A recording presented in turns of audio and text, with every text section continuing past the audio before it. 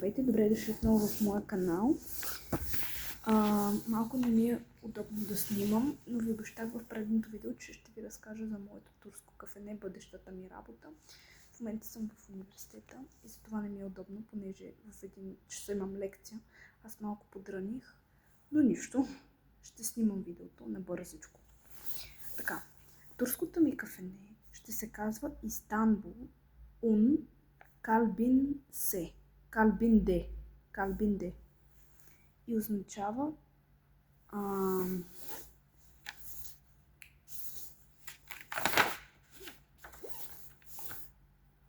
чакайте.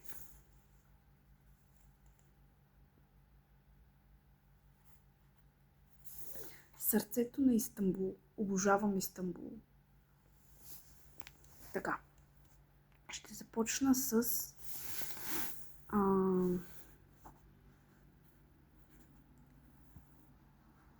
видеото.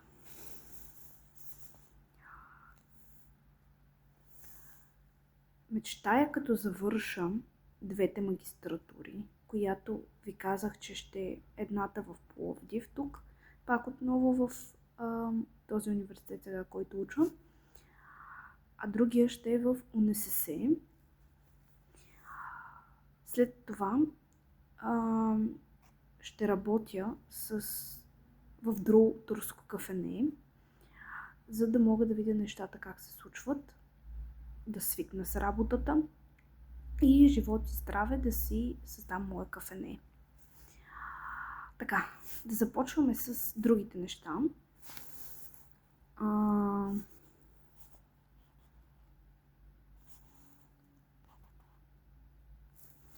Турското кафене, което мисля да създам, ще бъде много уютно, много приятно. През лятото ще имам маси, където ще сядат клиентите. И кафенето ще бъде място за уют.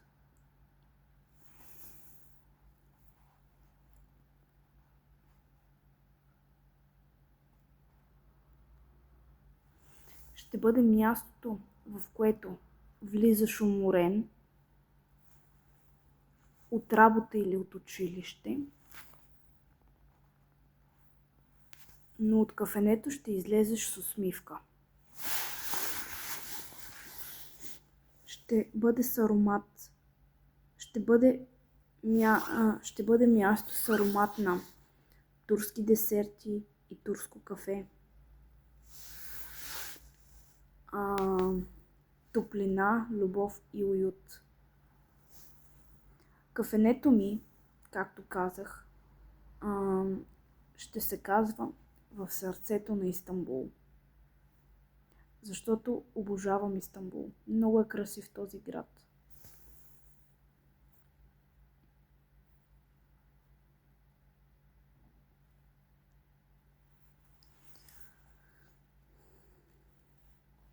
Всеки, който влезе в моето бъдещо кафене, искам да почувства магията на този уникално красив град, както и неговата история и културата му. Интериорът ще бъде красив, много уютен и топъл, с малки дървени маси, както и красиви столчета ще има.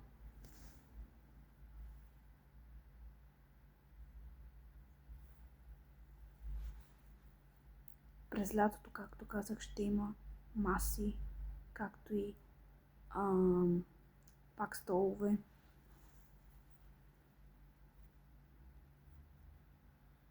За сутрешно кафе на слънце и разговори с приятели.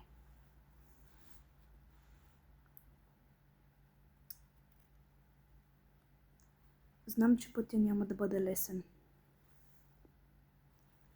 но ще се справя, защото вярвам в себе си наистина, хора. Тъй като първата ми магистратура, както казах, ще бъде в Пловдив и обмислям да е управление на туризма, а втората менеджмент в туризма в УНСС.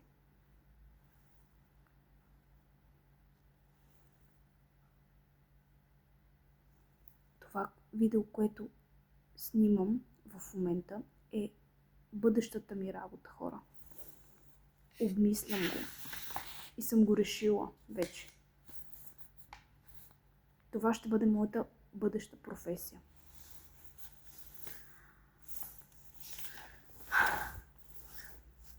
Искам който дойде в това кафене, който влезе, да се почувства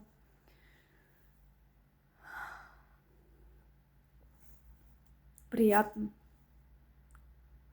с приятно усещане, защото нещата, които ще предлагам, ще бъдат много вкусни, много хубави. Също държа да отбележа на интериора по стените. Чакайте. Тук така по стените, както виждате, нали има стена тук. Чакайте. Ето тук отгоре. На стените ще има картини. Няма да ви издавам сега на какво, но ще бъде нали на Истанбул, естествено. Всичко трябва да е турско. Също мястото, където ще го създам, ще разберете по-нататък, в последствие ще кажа.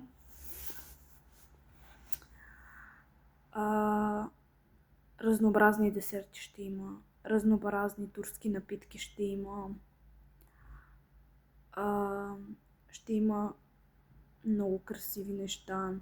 Обмислям даже когато е лято, нали, да има малка, може би като хамак, или люлка, за да може малките дечица да се люлят и да им е хубаво. Ще разберете в последствие какво предстои, но предстоят много интересни неща в последствие.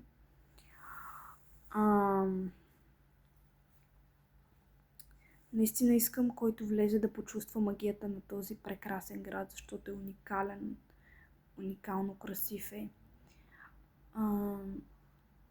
Морето е много хубаво. Аз много обичам морето на Истанбул, плажовете на Истанбул. Много обичам този голям базар Капала Чарши, както и този, точно не му знам името, но има един базар за подправки. Мисля, че са различни. Не знам как се казва, но съм чувала, че има и базар за подправки, както и този голямия базар, който ви казах, Капала Чарши. Аз съм била два пъти в Истанбул. И е много красиво, хора. Уникално красиво е.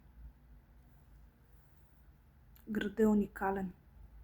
Който не е ходил, препоръчвам да отидете, защото е уникален град. Уникално красив.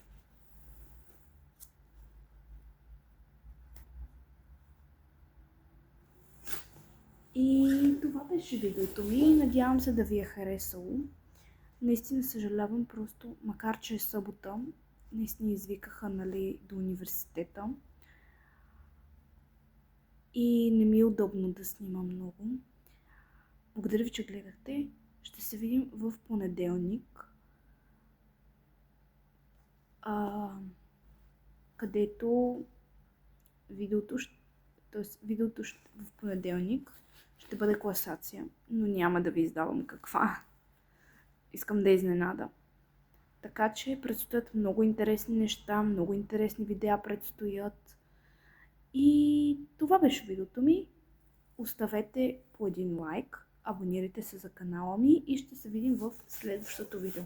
Чао!